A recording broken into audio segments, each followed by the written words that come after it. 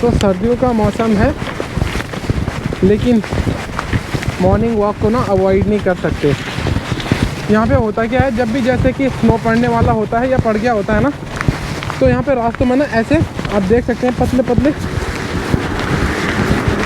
नमक फेंक देते हैं। ये नमक है ताकि रास्ते जो हैं स्लिपरी ना हो, कोई फिसले ना, गिरे ना, किसी को चोट ना आए, इसलिए ऐसा कर देते हैं कि रास्तों पे ना नमक फेंक देते हैं। अरे सिर्फ रास्तों की बात नहीं है, जो सड़कें हैं, रोड है ना, इस पर पूरा नमक फेंक देते हैं। जैसे ही बर्फ़ पड़ने वाली होती है तो ट्रक के ट्रक आते हैं और हल्का हल्का नमक जो है सड़कों पे स्प्रिंकल करते जाते हैं, ताकि गाड़ियाँ जो है स्किप ना हो, क्योंकि स्लिपरी ना बहुत ज़्यादा हो जाता है और उसमें एक्सीडेंट के काफ़ी चांसेस रहते हैं। तो ये आप देख सकते हैं उधर चिड़ियाएँ जो है ना बीच में, तालाब के बीच में है, और पूरा तालाब जो है पूरा जम चुका है पूरी तरह से। लेकिन बीच में जो है ना, वहाँ पे एक्चुअली वाटर जो था, वाटर फाउंटेन था, जैसे कि वो एक फुहारा टाइप का होता है ना, तो वो था, तो वहाँ पे पानी जमा नहीं हुआ, लेकिन वो फुहारा बंद हो गया है। आई थिंक उसमें पानी जम गया होगा। तो मेरे साथ ना बन्नी भी आई हुई है, और बन्नी को मैंने पूरी तरह से कवर किया। आप देख सकते हैं ना, ये रही बन्नी। आपके दो शब्द? कोई शब्द नहीं है, चलो कोई नहीं। बन्नी को ना मैंने पूरी तरह से कवर कर रखा है ताकि उसको कोई ठंड ना लगे। तो नमस्कार दोस्तों, मेरा नाम है सुरेंद्र रावत और ये वीडियो शूट कर रहा हूँ मैं अभी अमेरिका के शिकागो शहर के एक छोटे से सबब से। आज दिन है सोमवार और 23 दिसंबर है, और अभी समय हो रहा है सवेरे का 8:36। तो इसका मतलब है कि इंडिया में अभी रात के 8:06 हो रहे होंगे, और यहाँ पे सवेरे के 8:36 हो रहे हैं। मौसम ना कुछ ऐसे ही हो रखा है, और हम जा रहे हैं थोड़ा सा घूमने के लिए, थोड़ा मॉर्निंग वॉक के लिए, क्योंकि मॉर्निंग वॉक करना तो ज़रूरी है। जैसे आप ये देख सकते हैं ना, पुल पे ये ब्रिज है छोटा सा, और उस तरफ देखिए आप पूरी झील है। तो ये पूरी झील ना जम चुकी है, और यहाँ पे भी पुल पे ना बहुत ज़्यादा स्नो है, और जो नीचे पानी है झील का वो पूरी तरह से जम चुका है, और रास्ते भी कुछ ऐसे ही हो रखे हैं। और पेड़ों की हालत तो आपको पता ही, आप देख सकते हैं कि सारे पेड़ों के पत्ते जो हैं वो गिर चुके हैं, और ऐसा ही आजकल यहाँ पर। तो शिकागो का मौसम आजकल कुछ ऐसे ही हो रखा है, और बर्फ़ जबकि इतनी ज़्यादा पड़ी नहीं है अभी। तो यहाँ का आप 3-4 महीने लगभग रोज़ का ही काम रहता है ऐसा। और जो अभी टेम्परेचर है, टेम्परेचर 1 डिग्री सेल्सियस है, और आज पूरा दिन जो है वो क्लाउडी रहने वाला है, यानी कि आसमान ऐसे ही पूरा भरा हुआ बादलों से रहेगा। और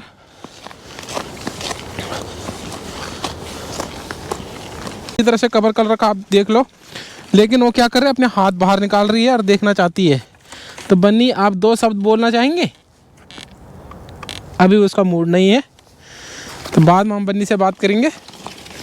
तो ये एक छोटी सी नदी यहाँ पे भी है, लेकिन जो इसका पानी है ना वो उतना जमा नहीं है। आई थिंक ये पानी चलता रहता है, इसलिए मुझे लगता है जमा नहीं है, क्योंकि जो रुका हुआ पानी है ना उसके ऊपर लेयर लग जाती है आइस की। लेकिन ये आई बिलीव कि पानी चलता हुआ है, तो इसलिए इस पर लेयर नहीं बनी हुई है आइस की, और ये पानी चल ही रहा है। ये देख सकते हैं ना आप, इसमें मूवमेंट है।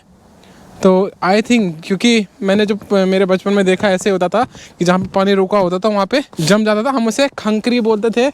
आप उसे क्या बोलते थे? आप मुझे कमेंट बॉक्स में प्लीज़ ज़रूर बताएं कि आपकी भाषा में जो पानी के ऊपर आइस की लेयर जम जाती है ना, उसे आपकी भाषा में क्या बोलते हैं। तो अभी मैं पहुंच गया हूँ एक पार्क के सामने, मेरे घर के बगल में है, जहाँ पे बच्चों के खेलने के लिए बहुत सारी एक्टिविटीज़ हैं, आप देख सकते हैं। और यहाँ पे बैठने के लिए है।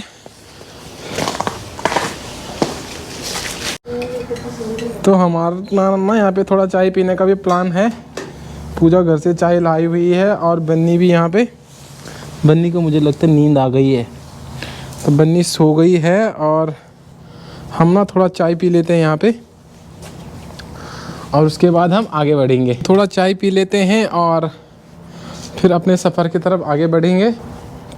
ठंडा तो यहाँ पे आजकल वैसे भी काफ़ी रहता है और यहाँ पे बच्चों के खेलने के लिए काफ़ी सारी एक्टिविटीज़ करने के लिए जो है मशीनरी अवेलेबल है, तो बच्चे आते हैं और काफ़ी खेलते हैं यहाँ पे। आजकल तो खैर स्नो पड़ रखा है, तो आई डोंट थिंक सो कि कोई शाम को आता होगा या नहीं आता होगा, मुझे पता नहीं है। एक्चुअली मैं शाम को तो काम पे रहता हूँ इस टाइम पे। तो मैं ना पूजा को इस पार्क में नहीं लाता हूँ, क्योंकि मैं जब भी लाता हूँ तो आप देख सकते हो ना, पूजा यहाँ पे खेल करने लगती है और वो बोलती है कि भाई तुम ही संभालो। आप देख सकते हैं वो बच्चों के जैसे इस पे खेल करने लगी है। और ऐसे ही वो झूला जो उसको बहुत दूर तक ले जाता है और वहाँ से फिर आधे तक फिर से वापस। तो इसलिए मैं इसके साथ आता नहीं हूँ इधर, क्योंकि मुझे पता है जैसे मैं इस पार्क में जाऊँगा तो वो यहाँ पे खेलने लगती है। अरे अभी की बात मैं सच बोल रहा हूँ, मैं कोई मजाक की बात नहीं है, ये सच्चाई है। मुझे पता है वो इस पार्क की बात कर रही है जाने की, तो वो यहाँ पे ऐसे ही करने लगेगी।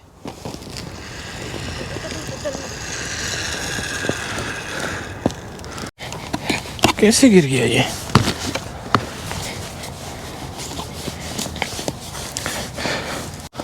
तो पूजा का खेलना भी हो गया है और बन्नी का जो है ना, बन्नी को शायद थोड़ी सी उसका जो ब्लैंकेट है वो नीचे गिर रहा था, तो मैंने वो भी सही कर दिया है।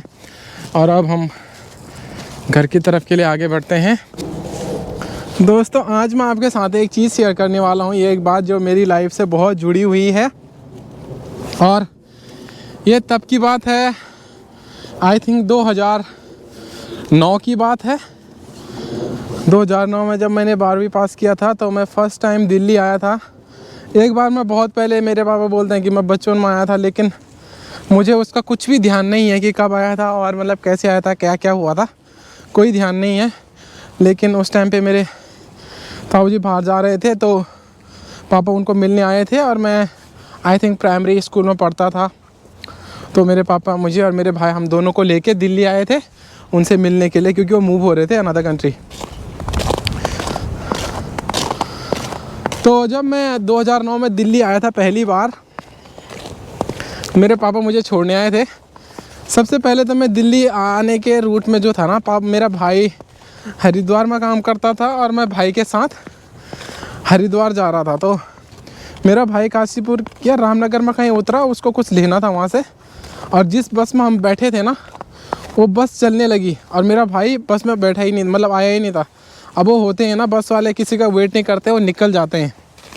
तो वो चलने लगे, मैं डर गया क्योंकि मुझे पता ही नहीं था, कुछ भी नहीं, सच बोलूं तो मुझे कुछ भी पता नहीं था। और मुझे डर लगा कि अब क्या होगा क्या होगा। तो थोड़ी देर जैसे गया तो मैं काइंड ऑफ रोने जैसा लग गया। तो फिर मैंने ड्राइवर को बोला कि भाई मुझे उतार दो।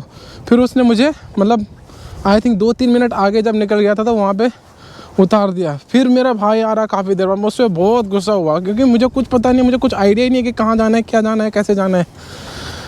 तो ये एक तो वो था। फिर 2-3 दिन में हरिद्वार में भाई के पास रहा। भाई का रूम होता था वो वहाँ पे कोई ये जो हेलोनिक्स लैम्प होते हैं ना, जो बल्ब नहीं होते वाइट, आई डोंट नो उसको क्या बोलते हैं, मुझे अच्छी तरह से याद भी नहीं है। तो उस कंपनी में काम करता था। 2009 की बात मैं आपको बता रहा हूँ। तो फिर पापा 2-3 दिन बाद उधर आए और वहाँ पे मेरी एक बहन भी रहती थी, मेरी बुआ की लड़की गौरी दीदी। तो मैंने पहली बार उस टाइम पे पानी पूरी खाई थी, मेरी दीदी ने मुझे खिलाया था। और मुझे आज भी वो मोमेंट अच्छी तरह से याद है। और मुझे शहरों का कुछ भी पता नहीं था, सच बोलो तो मैं 18 साल का हो गया था, लेकिन मेरी पूरी लाइफ मेरे गांव में गुजरी। वही बस खेतों में काम करना, खेलना कूदना, स्कूल जाना, बस वही था। बसों में बैठने का बहुत शौक़ था क्योंकि इतना मिलता नहीं था, क्योंकि स्कूल जाते थे तो पैदल ही होता था सारे काम काज। रोड भी थोड़ी सी दूर थी क्योंकि मेरे घर से 10-15 मिनट की दूरी पे है रोड। अगर हमें बस में जाना तो 10-15 मिनट पैदल जाना होता है अभी भी। तो ऐसा था। तो पापा आए 2-3 दिन बाद, उसके बाद मैं दिल्ली आ गया। जैसे ही पहले दिन दिल्ली आया तो शाम को हम दिल्ली पहुँचे। सवेरे हरिद्वार से निकले थे तो शाम को दिल्ली पहुँचे। तो सवेरे जैसे हुई तो मैं अपने मामा जी के साथ रहता था। मेरी ताई जी के छोटे भाई हैं, तो उनके साथ में दिल्ली में रहता था। तो उनने बोला कि सूरी तो ऐसा कर, थोड़ा सा दूध लिया बाहर मार्केट से। अब दूध का उन्होंने मुझे बताया था कि कहाँ पर से लाना है। तो शाम को गए थे हम, जैसे शाम को पहुँचे ना दिल्ली, तो उन्होंने मुझे बताया था कि कहाँ पर से दूध लाना है। मेरे पापा के पास फ़ोन था, नोकिया का था, शायद 1208 या 1209 ऐसा कुछ, मुझे मॉडल एग्जैक्ट तो याद नहीं, 1208 या 1209 था उस टाइम पे। तो पापा ने मुझे क्या किया, अपना फ़ोन दे दिया और मैं बाहर चला गया ऐसे ही, क्योंकि मुझे गलियों का कोई आइडिया नहीं, टू बी ऑनेस्ट मुझे कुछ पता नहीं था गलियों का। मुझे सब एक ही जैसी लगती थी, क्योंकि बिल्डिंगें ऑलमोस्ट सब एक जैसी होती हैं। मुझे घर नोएडा सेक्टर 22 में रहता था मैं। तो मामा ने ऐसे ही फ़ोन किया, जैसे मैं दूध लेके आ ही रहा था, मतलब मैं निकल गया था, मामा ने बोला कि ऐसा कर थोड़ा सा चीनी भी ले आ। तो मैं चीनी के लिए अब दूसरी दुकान पे जाना था, क्योंकि मदर डेयरी से थोड़ा सा वहीं पे था, बट मतलब दूसरी दुकान थी। तो अब मैं गया क्या दुकान की तरफ, मुझे पता ही नहीं चला किस तरफ जाना है, और मैं काइंड ऑफ गुम हो गया, जैसे खो सा गया क्या, मुझे पता ही नहीं कहाँ मैं जाते जाते पता नहीं उल्टा सुल्टा जाते कहाँ आगे मेन रोड पे पहुँच गया। तो मुझे कोई आइडिया नहीं था कि मैं कहाँ गया। तो फिर मैंने मामा को फ़ोन किया और मैंने बोला कि मैं खो गया हूँ, मुझे पता नहीं है कहाँ। उस थैंक गॉड उस दिन मेरे पास फ़ोन था मेरे पापा का। उनको रहा होगा थोड़ा सा डाउट, में भी बाप तो बाप होता है, ठीक है। तो मैंने फ़ोन किया और फिर वो ना आधे पौने घंटे बाद उन्होंने मुझे ढूंढा इधर उधर, क्योंकि मुझे पता भी नहीं कि मैं कैसे बताऊं कि मैं कहाँ पे हूँ। मुझे कोई आइडिया ही नहीं है। मुझे सारी चीज़ें, सारी दुकानें एक जैसी दिख रही हैं, सारे घर एक जैसे, सारी गलियाँ एक जैसी दिख रही हैं, मुझे कोई आइडिया नहीं था। फिर 15-20 मिनट बाद वो ढूंढते ढूंढते फ़ोन पे बात हुई। फिर आधा घंटा, आई थिंक आधा घंटा लग गया उनको मुझे ढूंढते ढूंढते। उन्होंने मुझे पूछा कि क्या है आसपास में, बोर्ड क्या है या क्या क्या है। तो मैंने उनको बताया कि भाई ऐसा ऐसा है। तो फिर वो आए, उन्होंने मुझे ढूंढ लिया। तो ऐसी मेरे पास बहुत सारी कहानियाँ हैं। और उसके बाद तो काफ़ी सारी चीज़ें लाइफ में हुई। एक छोटे से गांव से निकलकर और यहाँ तक के सफ़र में बहुत सारी चीज़ें देखी, झेली और सीखी। मैं तो यही बोलता हूँ कि आप जितनी जगह ट्रैवल करते हैं, जितना ज़्यादा जाते हैं, तो आप वहाँ से चीज़ें सीखते हैं और उनको लाइफ में अपनी जो है अप्लाई करते हैं, ताकि आप वो गलतियाँ दोबारा ना करें या जो भी चीज़ें हैं। तो दोस्तों उम्मीद करता हूँ कि आपको मेरा आज का ब्लॉग अच्छा लगा होगा। अगर अच्छा लगा हो और आपको कुछ और मेरे बारे में जानना हो तो मुझे कमेंट बॉक्स में ज़रूर लिखें, और इस वीडियो को लाइक करें, शेयर करें और कमेंट करना तो बिल्कुल ना भूलें। अगर आप मेरे चैनल पे पहली बार हैं और कुछ ज़्यादा एक्सप्लोर करना चाहते हैं, मैं आने वाले वीडियोज़ में आपको कुछ और नई चीज़ें दिखाऊँगा यहाँ की, तो मेरे चैनल को सब्सक्राइब ज़रूर कीजिए अगर आपको मेरा ब्लॉग अच्छा लगे। और कमेंट तो बिल्कुल ज़रूर कीजिए, कमेंट करना ही। अगर आप मुझे देख रहे हैं, मेरे इस वीडियो को देख रहे हैं, आपको कौन सा मोमेंट अच्छा लगा या बुरा लगा, आप मुझे कमेंट करके प्लीज़ बताएं। तो इस ब्लॉग को मैं यहीं पे एंड करता हूँ। मिलूँगा आपसे फिर से एक नई ब्लॉग में, और तब तक आप अपने ध्यान रखिए और अच्छे काम करते रहिए। और टेंशन को ना एक बैग में बंद करके कूड़े में फेंक दीजिए और मस्त होके काम करिए और मस्त रहिए। Thank you so much for watching.